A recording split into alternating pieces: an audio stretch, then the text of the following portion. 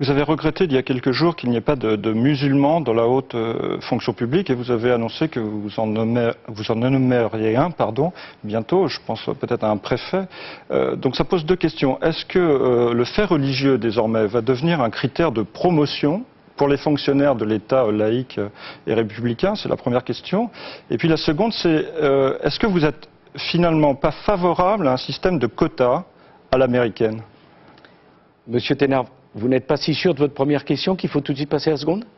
C'était pour grouper, mais on peut... Parce que l'autre, c'était pas une question, c'était un peu provocation. L'autre, c'était une vraie question. Oui, c'est une vraie question. Et je ne vais pas fuir le débat. Bon, je pense que si on veut que nos compatriotes issus de l'immigration, musulmans, puissent s'intégrer, il faut qu'ils aient des exemples de réussite, monsieur Thénard, qui ne soient pas des exemples simplement tirés du football. Zinedine Zidane, c'est formidable. Mais les musulmans de France, ils sont capables aussi d'avoir des hauts fonctionnaires, des chercheurs, des médecins, des professeurs.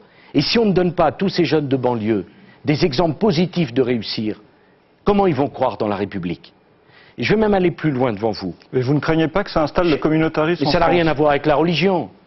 Quand on est musulman, ça se lit sur sa figure. Il y a bien des... C'est vous qui parlez de hauts fonctionnaires musulmans, c'est pas moi. Mais je vais y venir. Il y a bien des gens, vous savez, qui aimeraient ne pas l'être et qui le sont uniquement dans le regard de l'autre. Souvenez-vous de ce que disait Sartre, juif dans le regard de l'autre. Bon, on pourrait dire la même chose. Reconnaissons les échecs de l'intégration à la française. Affrontons-les.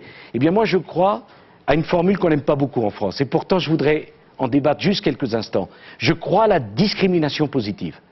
C'est-à-dire que je pense qu'il y a des territoires en France qui ont tellement de handicaps que si on ne leur donne pas plus que les autres, ils ne pourront pas s'en sortir. Et oui, monsieur Thénard, vous êtes rédacteur en chef à Libération. Eh bien, moi qui suis de droite, je pense qu'il est aussi de nos concitoyens qui ont tellement de handicaps à la naissance que si on ne leur donne pas davantage qu'aux autres, ils n'ont aucune chance de s'en sortir. Ce que la gauche n'a pas osé faire, n'a pas su faire. Ah, ils savent bien parler de l'intégration, ils ne savent pas la faire.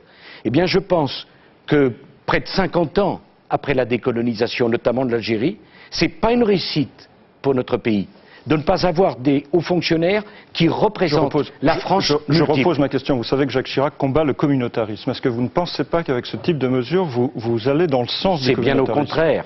Mais bien au contraire, et je vais m'en expliquer aussi. Le communautarisme, pourquoi les gens se retranchent derrière le communautarisme? Quand l'État ne les défend plus, on est bien obligé de se faire défendre par sa communauté, monsieur Thénard. Quand l'État est fort, quand l'État mène une politique juste, quand il y a de l'équité, quand chacun se dit « moi aussi je peux tenter ma chance », quand l'échelle sociale, l'ascenseur social est pour tout le monde, on n'a pas besoin de se faire défendre par sa communauté, en étant un État ferme et juste. Et je voudrais dire à M. Mazerolle d'ailleurs, la philosophie de ce que je pense, c'est l'action au service de deux idées. La fermeté, parce qu'on sait où on va, et la justice, parce qu'aucune personne ne doit se sentir humiliée ou écartée de la politique que j'essaie de conduire au ministère de l'Intérieur.